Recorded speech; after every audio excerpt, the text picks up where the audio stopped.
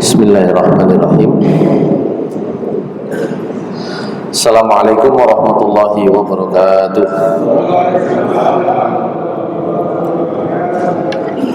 Alhamdulillah. Alhamdulillahilladzi arsala rasulahu bil huda wa dinil haqqi liyudhhirahu 'ala ad-dini kullihi wa kafa billahi shahida. Asyhadu an la ilaha illallah wahdahu la syarika lah wa asyhadu anna Muhammadan abduhu wa rasuluhu la nabiyya ba'dah. Allahumma salli wa sallim wa barik ala nabiyyina Muhammad wa ala alihi wa sahbihi wa mawalah. Rabbi shrah li sadri wa yassir li amri wahlul 'uqdatam min lisani yafqahu qawli.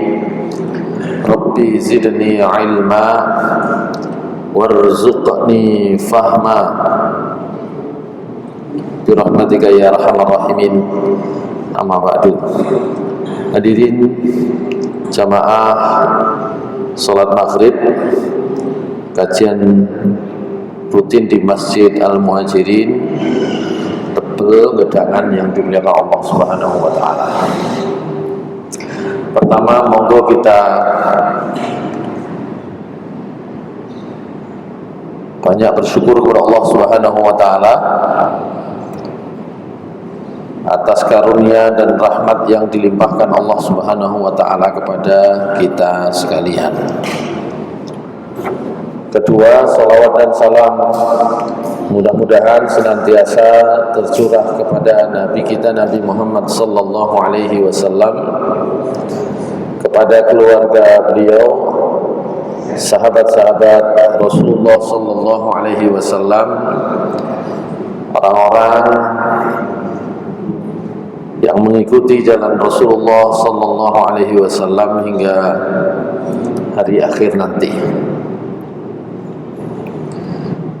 Hadirin sekalian yang dimuliakan Allah Subhanahu wa taala, kula disuwun untuk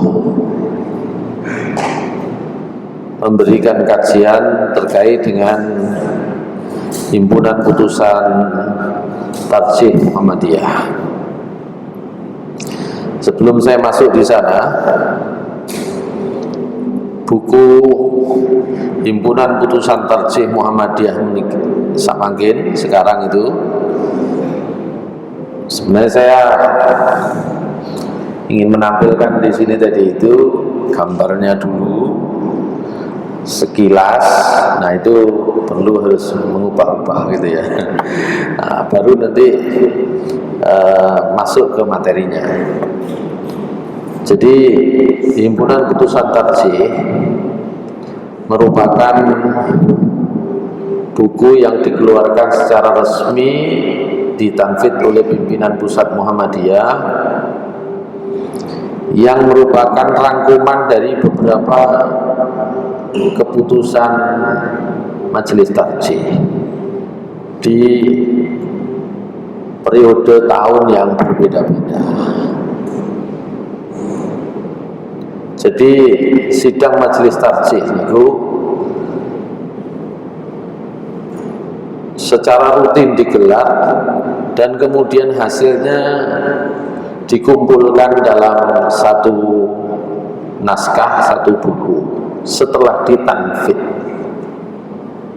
Ditanfid niku dilaksanakan, jadi diputuskan untuk dilaksanakan. Sehingga kalau panjenengan, saya juga sebenarnya mau menunjukkan nanti kalau ada websitenya Majelis Tarjih, ya, kalau kita buka websitenya Majelis Tarjih, di situ ada tanya jawab, ya, yang diasuh oleh ulama-ulama tarjih Muhammadiyah. Tapi belum tentu itu menjadi keputusan Majelis Tarjih. Kalaupun sudah menjadi keputusan Majelis Tarjih Muhammadiyah, belum tentu itu ditanfid oleh pimpinan pusat Muhammadiyah. Bab yang paling gampang niku sing sering dijadikan contoh niku bab rokok. itu keputusan munas tarjih hukumnya haram. Ya. Tapi karena belum ditanfid oleh pimpinan pusat Muhammadiyah, maka dia tidak masuk berita resmi sebagai himpunan putusan tarjih atau tidak masuk dalam putusan tarjih yang ditanfid. Makanya biyen niku nek guyonan, kebetulan tadi kami ada kegiatan secara ini nggih. Kebetulan kula niki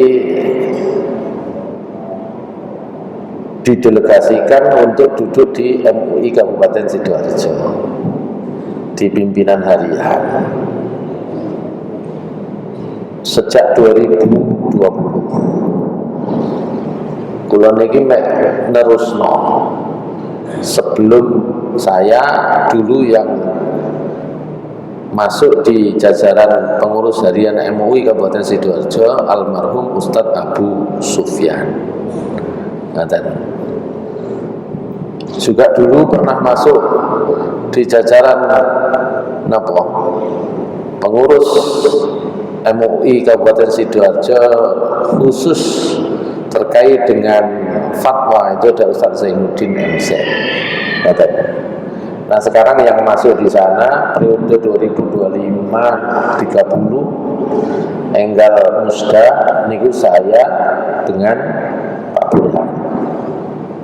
Anggota yang lain itu ada 2 orang lagi. Ya, itu tapi tidak di pengurus harian. Yang di pengurus harian Pulau kali Pak Burhan. Jadi ada 11 pengurus harian, 2 dari Muhammadiyah. Hari ini tadi silaturahim pertama ke PCNU. Nah niki tasik damel niki ya. Tasik damel enten PT MUI. Dugi PCNU silaturahim teng kantor pimpinan daerah Muhammadiyah Sidoarjo. Nah dalam diskusi-diskusi tadi itu ya muncul pertanyaan, bahkan souvenir yang kami berikan dari PDM tadi saya pilihkan buku HPT, Himpunan Putusan Tarjih. Nah tadi sempat muncul beberapa persoalan fikih yang coba diangkat. Enten pertanyaan salah seorang kiai, niki jujur-jujuran mawon, tidak ada dusta dari kita. Biyen niku majelis tarjih niku iki sang kiai dari MUI tapi unsur NU. Ketika diskusi menyampaikan kalau ini nggak ada hasil keputusan tarjih Muhammadiyah sing awal-awal generasi awal niku kaya nggih padha kali NU, misale apa jenenge usolli ya misalnya tadi sempat begitu.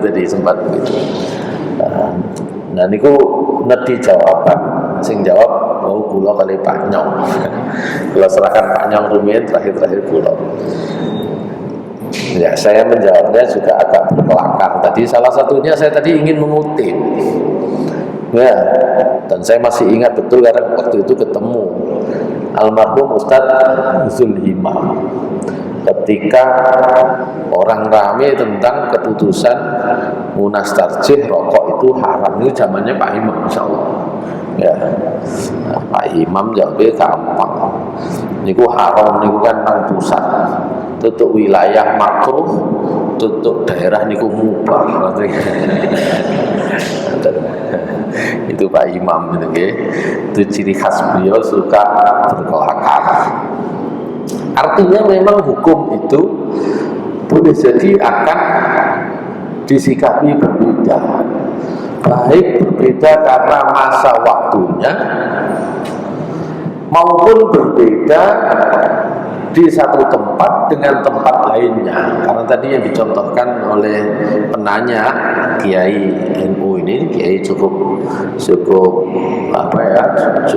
populer di Sidoarjo. Niku dijadikan contoh daerah Jawa Tengah mriko. Niku Muhammadiyah nggih mirip-mirip NU ngoten niku lah. Nah gitu ya. Jadi di antara jawabannya ya memang begitulah. Fikih itu tidak bisa hanya satu macam kesimpulan. Gitu. di poso siji mesti enten brosote, ngoten lho. Makanya jenengan kalau baca keputusan yang sama babnya tentang rokok dari Majelis Ulama Indonesia Fatwa MUI niku nggih ngoten sami mawon, haram kangge tiang estri sing sedang hamil, haram kangge anak-anak, haram kangge sing rokok di tempat umum. Mangat keputusannya MUI ini. Tapi kangge lintune makruh. Gitu. Artinya memang begitulah keputusan fikih. Nah, yang akan kita diskusikan kalau memang kajiannya itu himpunan putusan tarjih, maka saya ingin memberikan gambaran dulu bahwa yang diputuskan di Muhammadiyah dalam HPT itu memang layak atau harusnya menjadi panduan. Namanya panduan itu sifatnya praktis, sing diwaca ngoten nggih dilakoni ngoten. Tapi bisa jadi sing maca HPT niku enten mriki ambek sing maca HPT di tempat lain mungkin hasilnya nggak bodoh. Ngoten lho. Nah, gitu. Dan himpunan putusan tarjih yang sudah dibukukan sekarang itu ada 2 jilid, jilid 1, jilid 3. Loh, jilid 2 ini pundi kan katanya. Jilid 2 ini memang secara dokumentasi masih sedang dalam penyusunan. Loh kok sing 3 pun siap dhisik ya. Itu intinya, sehingga nanti barangkali di pertemuan akan datang kami akan langsung menggunakan HPT yang jilid 1.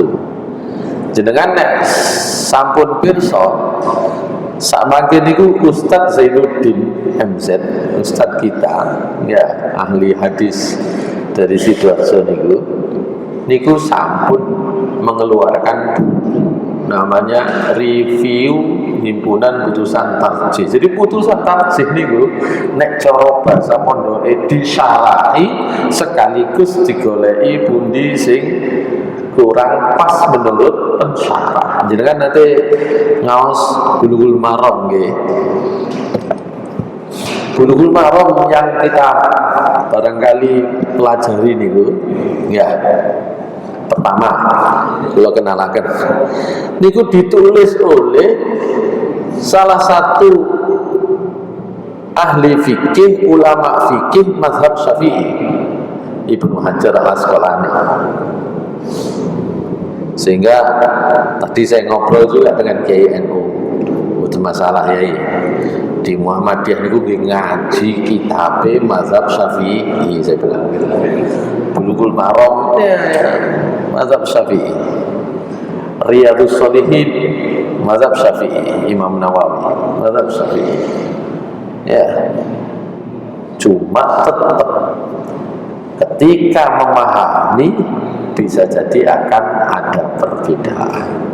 Jadi kan kalau ngaji Bulughul Maram, karena saya alumni dari Persis, yang terjemahan Ahasan benten mangke kale Bulughul Maram bertuliskan Arab sing nyarai orang lain, ulama lain. Benten nanti. Bagi sebagian orang, hadis-hadis yang ada di Bulughul Maram ketika disyarai hadisnya dhaif. Tapi kangge mereka yang mengikuti mazhab Syafi'i, masalah dhaif ka dhaif. Sama dengan HPT ngapunten. Himpunan putusan tarjih niku artinya secara bahasa itu memilih pendapat yang paling rajih, yang paling kuat. Lho ngoten niku kalih Ustaz Zainuddin sing digoleki pundi sing lemah ngoten lho. Ustaz Zainuddin pun damel review sampai itu. Kalau nggak ada filenya ya, kalau beli kitabnya juga bisa dibeli kan gitu. Ustaz Zainuddin HPT disyarahi Ustaz Zainuddin muncul di sing lemah, di sing kuat ngoten lho. Sehingga kula ingin menyampaikan sebagai panduan HPT ini pun cukup.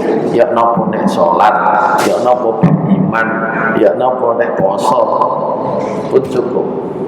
Tapi nek jenengan kepingin luwih dalam atau bahkan mungkin lebih luas, karena barangkali jenengan punya kesempatan kepanggih dengan orang lain, dengan fikih yang lain, maka di sini mboten cukup. Nah, gitu. Itu pengantar pertama tentang posisi himpunan putusan tahsim, tentu saja menjadi panduan. Makanya HPT ini cocok pertama kangge kula panjenengan sing boten kepingin mikir dawa-dawa.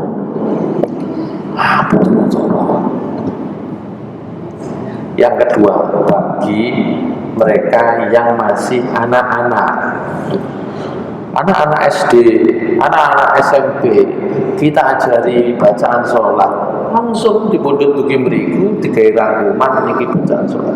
Oh, manusia kayak pikiran macam-macam. Otomatis nanti akan berkembang.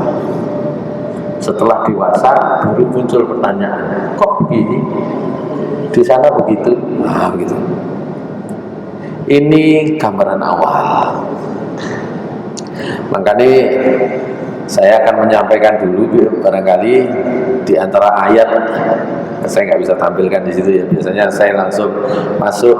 Biasanya kalau langsung ajari. Ini nek masuk dalam Al-Quran online begini. Kalau dalam kitab online begini itu biasanya langsung sekaligus. Barangkali nanti kalau kabelnya bisa panjang, ya, terus jaraknya ini juga bisa jauh. Yang sebelah sini juga ini jadi kurang, ya, buat teman-teman niku niki. Itu nanti kita akan coba simulasikan sambil ngaji sambil simulasi.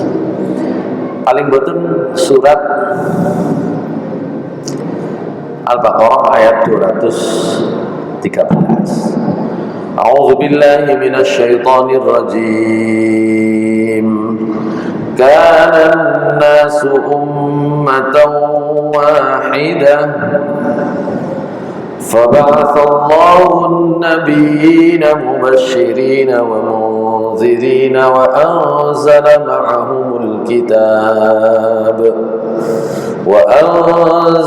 معهم الكتاب بالحق ليحكم بين الناس فيما اختلفوا فيه وما اختلف فيه إلا الذين أوتوه من بعد ما جاءتهم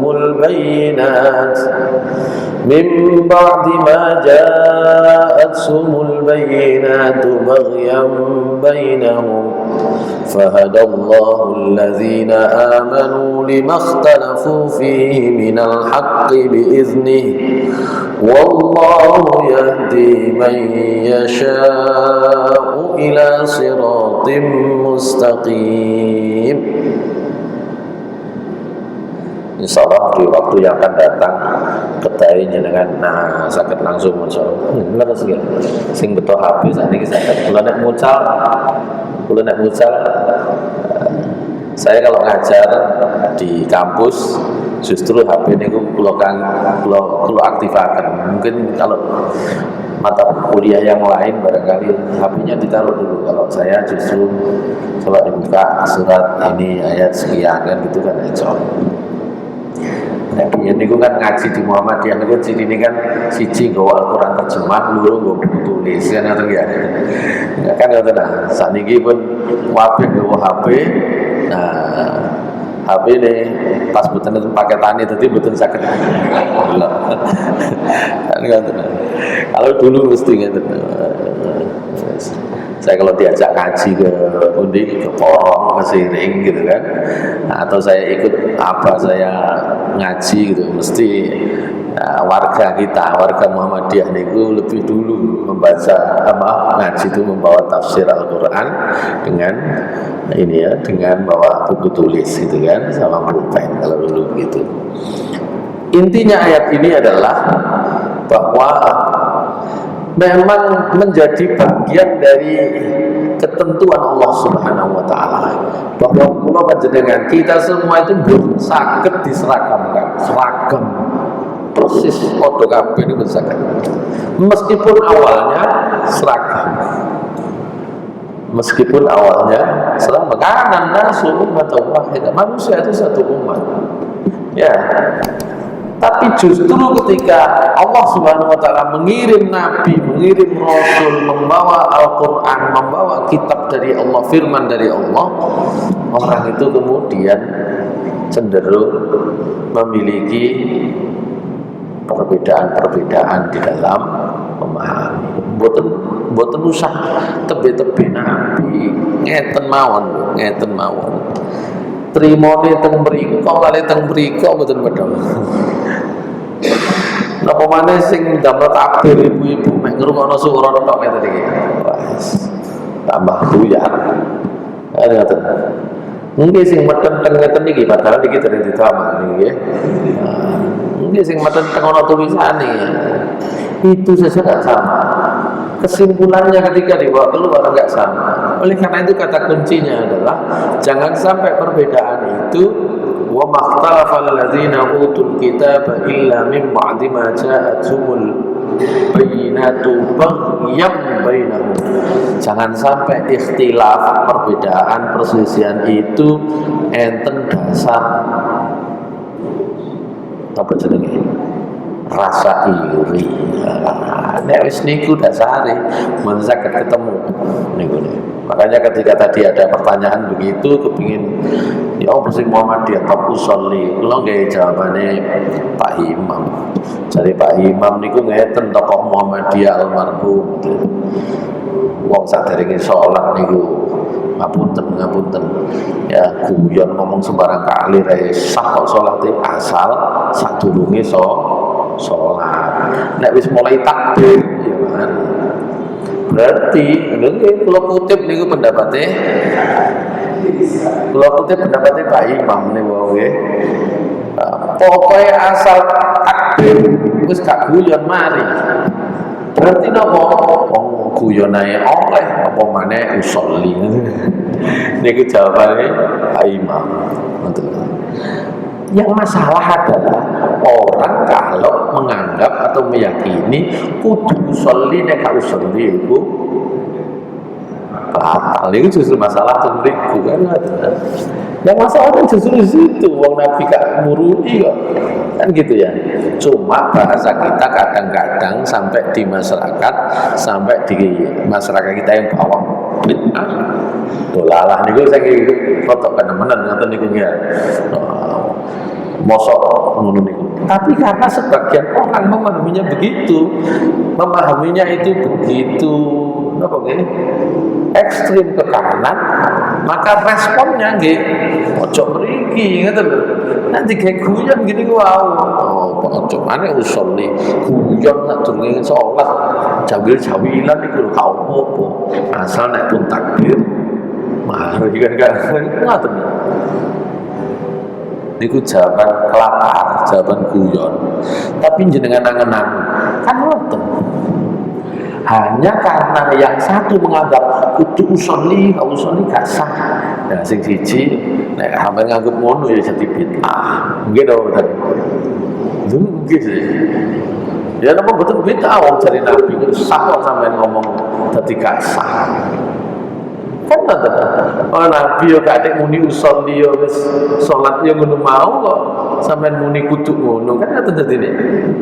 Nah, tapi nek didamel wah itu saking itu kan kalau Imam Nawawi mazhab Syafi'i kalau alasannya Imam Nawawi kan sederhana itu untuk menguatkan hati dan alasannya ngoten. Ini kan mboten alasan dalil itu mboten enten dan diakui mboten enten dari Nabi cuma iki yo percaya mantep mboten tok. Begitu cuma sekali lagi sampai di masyarakat loh kok gak usolli ya kan gitu sing siji muni kok gak usolli sing siji lho kok usolli kan ada ya gitu. Nah, makanya kita masuk di sini kita masuk di sini ngapunten. Makanya perlu sebelum kita bahas himpunan putusan tarjih dengan keputusan-keputusannya, kita masuk di enter mawon. Mungkin masuk kalau kita masuk ke napa jenenge manhaj tarjih Muhammadiyah. Mulai di atas. Manhaj tarjih. Jadi manhaj tarjih Muhammadiyah itu sebenarnya isi keputusannya merupakan hasil ijtihad. Di situ ada kalimat pertama sing diblok ireng sing rada kandel jenenge ijtihad. Ijtihad itu menentukan hukum-hukum yang belum diatur di dalam Al-Quran, belum diatur di dalam hadis secara lebih rinci, ya. Meskipun tetap harus berpegang pada Al-Quran dan hadis, karena itu nanti sumber rujukan hukum Islam, ajaran Islam dalam himpunan putusan tarjih ini. Oh niki terniku ke di seorang kirang munggah. Terus niku bab 2, niki bab 2. Bab 3. Teng nggih bab 1 mawon. Mulai begitu. Naik. Makanya kok moro-moro tutu ijtihad. Nggih. Ke bawah sedikit, bawah lagi. Lagi. Terus. Satu lagi. Terus.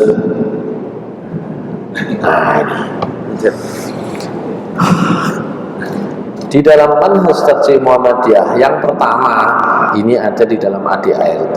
Itu adalah bicara tentang sumber ajaran Islam.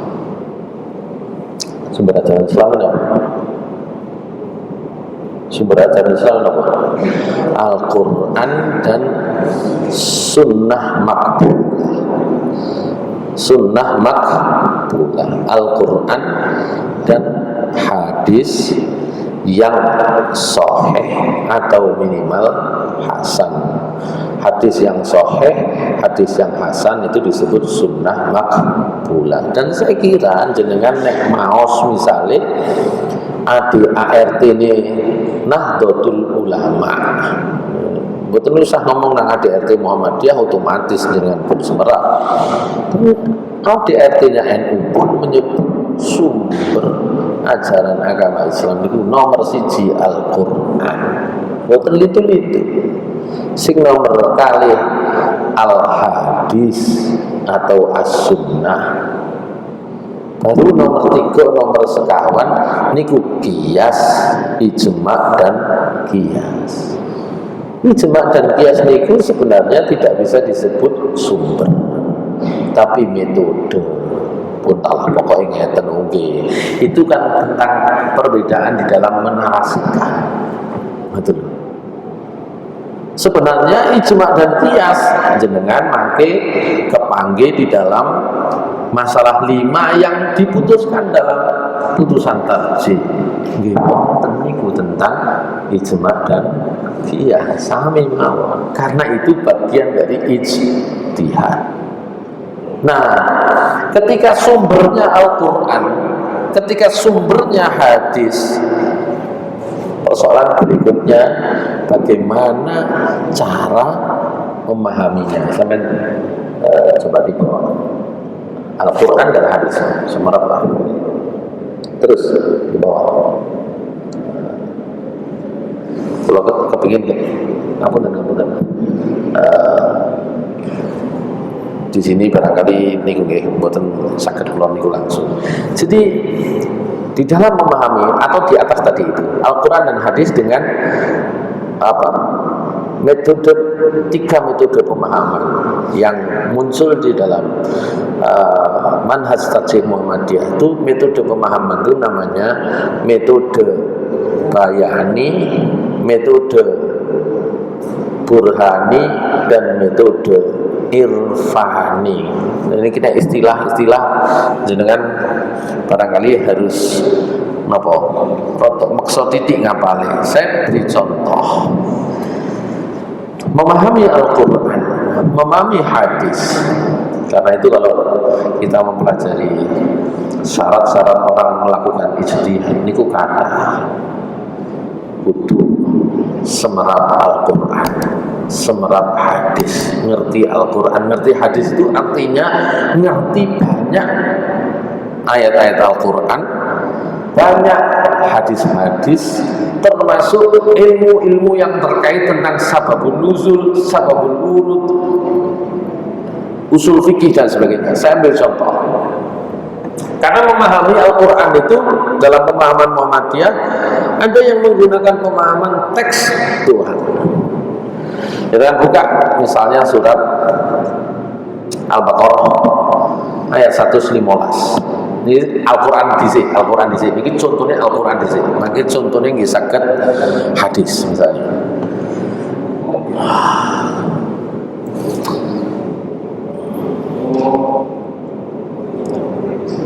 Kalau kita tidak melengkapi ilmu untuk memahami Al-Quran dan hadis, jangan-jangan Al-Quran itu dipahami seperti orang Kristen baca Al-Quran. Wow, pendeta-pendeta ini kan kalau di dalam kuliahnya,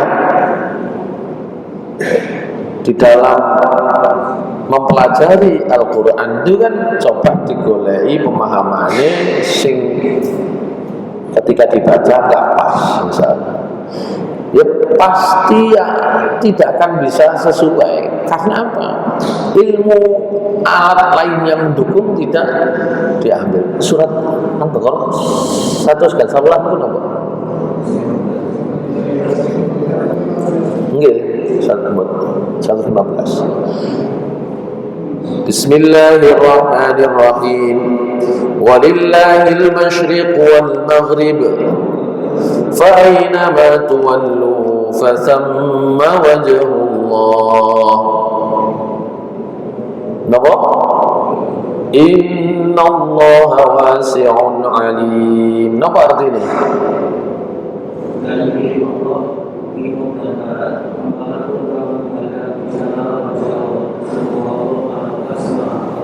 Nek enten wong takon iki salat iki ngadep nang ndi, terus ketepaan sing diwaca ayat niku ya apa dadine? Walillahil masyriq wal maghrib. Berarti kan ngerti Al-Qur'an niku kan ngerti ayat niki tok. Lah iya ngadep nang ndi iki nek salat iki misalnya. Ketemu ayat niki walillahil masyriq wal maghrib. Fa aina tuwallu fa thamma wajhullah. Kemanapun kalian menghadap mesti ketemu wajah Allah. Selesai wis. Makanya saya tidak cocok dengan teman-teman salafi yang maunya tekstual saja. Nah, tekstual saja kan pas maca niki yang biasanya kita berselisih itu sering berselisih itu kan bab isbal ya. Pokoke munine iku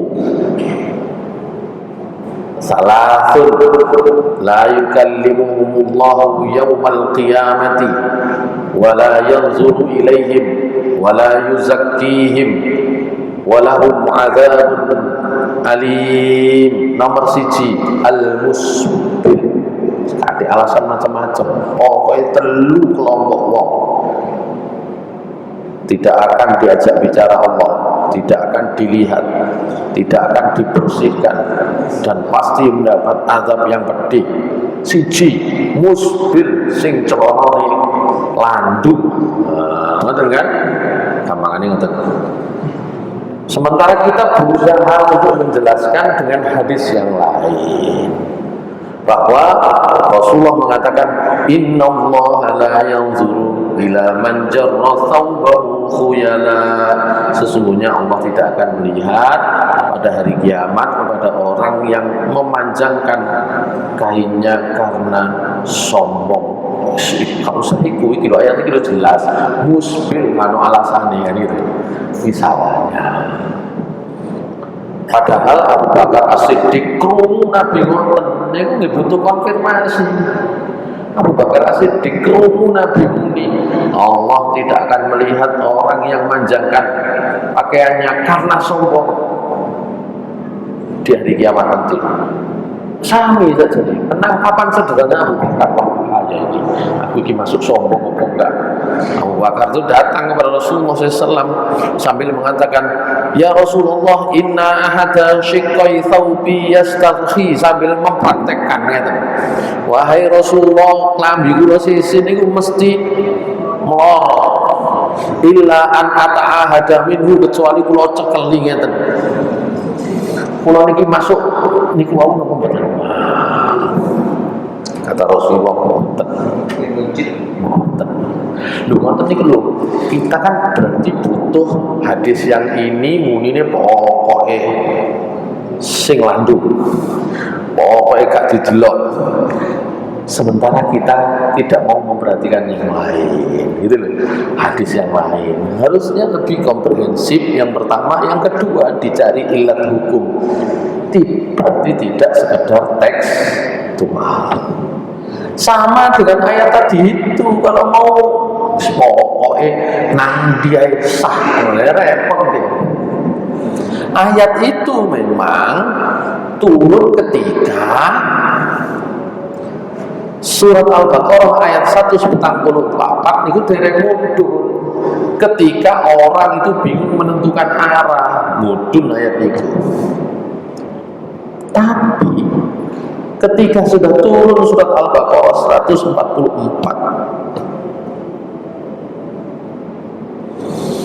Qad nara taqalluba wajhika fis samaa'i falanuwalliyannaka qiblatan tardaha fawalli wajhaka syatral masjidil haram wa haitsu ma kuntum fawallu wujuhakum syatrah ila akhir ayat.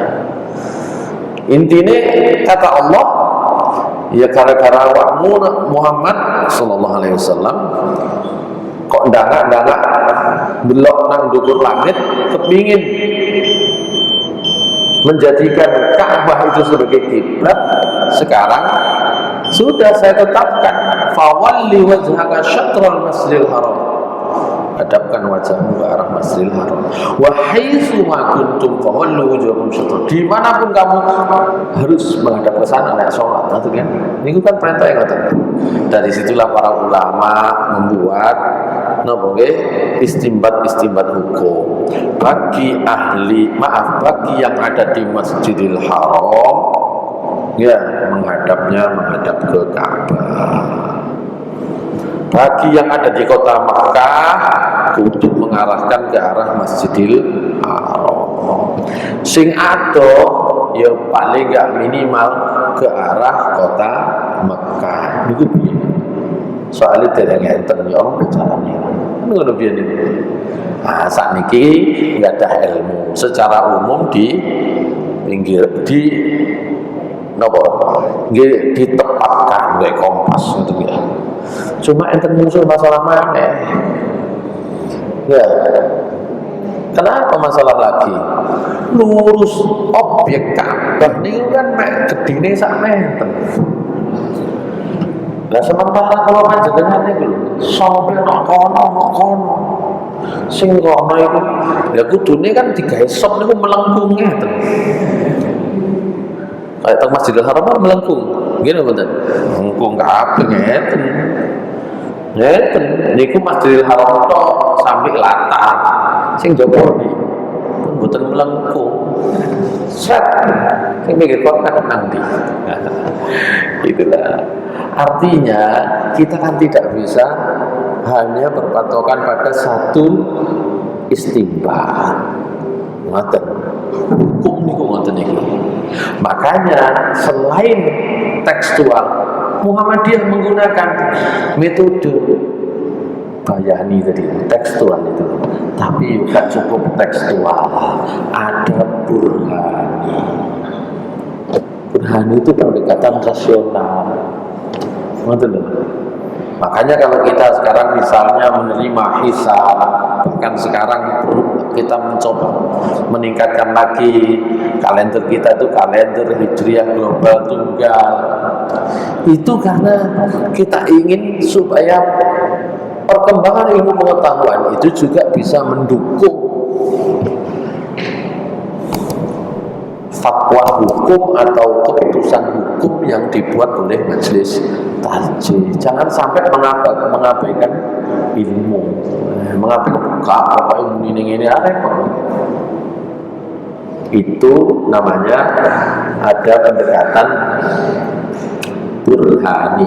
Yang kedua, yang ketiga, kata pendekatan burhani sekarang ilmu pengetahuan. Jenengan moco bukune sinten?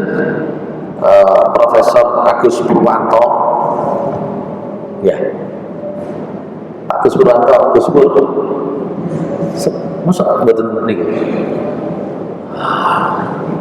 anggota Majelis Tarjih PP Muhammadiyah, dosen ITS, enggak, Gus Purwanto, ayat-ayat alam semesta, itu memahami Al-Quran itu dengan pendekatan burhani, nggak bisa dengan tekstual. Muni apa jenenge? Bumi itu flat datar. Wah, bisa. Dalile nopo? Dalile nopo jenenge? Nang niku bumi dihamparkan. Boten ngoten. Yang ketiga, metode itu namanya metode irfani. Irfani ini pendekatan yang lebih spiritual. Suatu saat Aisyah radhiyallahu anha, sering kita kutip, itu menyampaikan ketika turun surat An-Nasr, ngapunten niki sambil kula konfirmasi, maghrib niku waktune pendek. Isa dit mantun nopo enten nikune didik. Betul. Iki perlu sepakat rumiyin. Sambil contoh satu lagi lah kan gitu. Ketika turun surat An-Nasr, idza jaa nasrullahi wal fath wa ra'aitan nasa yadkhuluna fi dinillahi afwaja fasabbih bihamdi rabbika wastaghfir innahu kana tawwaba. Dari Aisyah radhiyallahu anha, ketika turun ayat ini Rasulullah SAW bersabda, ij'aluha fi ruku'ikum wa sujudikum. Jadikanlah ya perintah dalam ayat ini, ayat terakhir itu perintah. Fasabbih, maka bertasbihlah, bihamdi rabbika, dengan memuji nama Tuhanmu, wastaghfir, dan mohon ampunlah. Ketika turun ayat ini, Rasulullah SAW bersabda, jadikan perintah ayat ini dilaksanakan dalam rukuk dan sujud. Makanya donga rukuk itu apa? Donga rukuk apa? Subhanakallahumma rabbana wa bihamdika Allahumma ighfirli. Subhanakallahumma rabbana fasabbih. Pun ini subhanakallahumma rabbana wa bihamdika, ya kan? Fasabbih bihamdi subhanakallahumma rabbana wa bihamdika wastaghfirhu Allahumma ighfirli. Kan ngoten. Sama ketika sebelumnya turun surat Al-A'la ayat pertama, jadi Rasulullah saderenge bangun. Dan ini kan kari-kari setelah Fathu Makkah. Saderenge kamu sabbih isma rabbikal a'la, kata Aisyah, ij'aluha fi sujudikum. Tukang sujud subhana rabbil a'la ini kemergone. Sabbih isma rabbikal a'la, bertasbihlah dengan menyebut nama Tuhanmu yang maha tinggi. Terus Ya napa nyebriti sujud. Memang sujud cuma surah Rabbil A'la. Dalam surat Qaf, di akhir surat Qaf, fasabbih bismi rabbikal azim. Jadi Nabi, jadi Aisyah, riwayat Aisyah, jadi Nabi jadikan untuk doa ruku. Ngeten niki nek mboten semerap asal usule. Dungane kok ngono. Sing iki dungane kok ngono. Yo kula kelas gangsal teng Gontor Putri. Ya, mantun ujian praktek sholat. Masuk doa iftitah. Sing uji niku napa? Ustazah sing praktek-praktek ndukure kan, ya, ndukure rong kelas ngono ya. Lulus kan pengabdian. Ustazah pengabdian nih. Ya, sing uji cuma enten koncone. Kaifa nanti kalau ini karepe untunge koncone niku semerap bisik-bisik Muhammadiyah ngoten ya. Ono donga iftitah Muhammadiyah. Sami ketika rukuk. Doa rukuk kaifa. Nah, jenenge juga kula alumni SD Muhammadiyah. Kriya subhanallahumma rabbana bihamdika allahumma ighfirli. Balik mana kancane Muhammadiyah. Anak kula niku untunge krungu bisik-bisik niku ora krungu Muhammadiyah. Akhirnya ditakoni, berapa kali? 1 kali. Diajarkan kan begitu. Diajarkan kan begitu. 1 kali. Oh ya, enggak terlihat. Ini gara-gara karo kaitane niku ngoten lho. Untunge ana sing ngeru itu. Lan karo dicolek kabeh niku untungane. Padahal justru subhanakallahumma rabbana wa bihamdika allahumma ighfirli niku donga sing diajarno paling kari. Sing saderenge sing subhanarabbiyal a'la, subhanarabbiyal azim. Tadi saya sebenarnya mau menyampaikan itu pengetahuannya Aisyah radhiyallahu anha.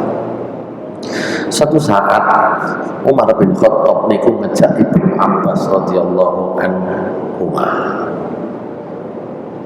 Selisih usia Umar suwidaan niki sik 20-an awal. Lah sing kali Umar niku veteran sedoyo. Jare sing liyane, Umar, kenapa kamu ngajak arek umuran anak kita kok kesini? Ini kan duduk majelis arek cilik-cilik. Umar bin Khattab, kalian berkata kepada Ibnu Abbas, sampai niku gak ngerti lah. Akhirnya orang-orang itu ditanya, coba idza jaa nasrullahi wal fath sampai akhir ayat maknanya apa? Gitu sama Umar dites sama. Enggak ada yang berani jawab gara-gara ngomong ngoten Umar diserengkal. Akhirnya ada yang berani. Ayat itu memerintahkan kalau Allah sudah memberikan kemenangan, idza jaa nasrullahi wal fath kan gitu ya. Sudah memberi pertolongan, kita diminta untuk bertasbih. Kan gitu ya. Kita diminta untuk mohon ampun, kan gitu ya. Cari Umar, ya seru nek ngono. Ibnu Abbas, apakah maknanya begitu? Oh, bukan. Ayat ini artinya bahwa ketika ayat ini turun, ajal Nabi sudah dekat. Kata Umar, saya tidak pernah tahu ada yang menafsiri ayat ini seperti yang kamu katakan. Ya apa penjelasannya? Ibnu Abbas kemudian bercerita, Rasulullah ketika ayat ini turun, ngomongnya secara pribadi kepada anaknya Fatimah binti Muhammad SAW. Fatimah, ayat ini sudah turun. Berarti ayat ini menunjukkan waktu saya hidup ini sudah selesai. Lu kok seperti itu? Terus menang kabeh. Nah, agama harus dimenangkan Gusti Allah kan aku gak perlu. Saya kok aku perlu urip. Nah, aku diutus itu ngejak sama aku berjuang. Nah, saya ini wis mari apa? Berarti aku ini wis katene mati. mau diambil oleh Allah SWT. Nah, Fatimah nangis, kata Ibnu Abbas. Fatimah nangis, gugur nih Ibnu Abbas bagian ngintipi kata niku. Wah, Fatimah. Kata Fatimah, kata Rasulullah SAW, kamu jangan nangis. Di antara orang pertama yang nanti ketemu saya di surga adalah kamu. Wah, gue Fatimah. Tapi makna seperti ini tuh kan makna pribadi, makna yang lebih mengenal kepada hati. Bukan makna niku wau, sing kaya wau niku seru niku makna tekstual namanya. Tapi ada makna yang lebih spiritual. Ayat-ayat Al-Quran itu nanti ada yang ditafsiri dengan penafsiran spiritual ini. Betul ketok teksnya toh. Disitulah dalam tarjih Muhammadiyah, pendekatan spiritual, pendekatan rasional ilmu, dan pendekatan tekstual itu tiga-tiganya dipakai. Mungkin sebagian kelompok ormas itu enten sing lebih cenderung spiritual, kalau nggak boleh disebut klenik. Jadi memahami klenik mawonnya itu ya. Atau ada yang tadi itu konco-konco tekstual toh. Nah, kita tidak. Tiga-tiganya itu harus kita coba bisa gunakan sesuai dengan konteksnya, sesuai dengan tujuan ayatnya, dalalah dari ayat itu. Ini contoh ayat, contoh hadis juga nanti kurang lebih begitu. Ngapunten tinggal kata niki pengantar, jadi metode-metode tarjih ya nanti ada beberapa metode dan pendekatan ya itu saya kira penting untuk disampaikan. Insya Allah di waktu yang akan datang saya masuk kepada contoh-contohnya. Jadi mulai dari HBT dari awal gitu ya, tapi sekaligus nanti penjelasan dari sisi ini tadi ya, alasannya mengapa bisa diputuskan begini, bagaimana ini sebelumnya. Karena kalau kita mau contoh cukup benar itu mau ini. Saya harap nanti kalau panjenengan sakit terbiasa dengan sekaligus memahami latar belakangnya, alasannya, supaya kita tidak gampang kaget mengetahui perbedaan-perbedaan itu. Aku qouli hadza wa astaghfirullaha li wa lakum innahu huwal ghafurur rahim. Subhanakallahumma wa bihamdika asyhadu an la ilaha illa anta astaghfiruka wa atubu ilaik. Assalamualaikum warahmatullahi wabarakatuh.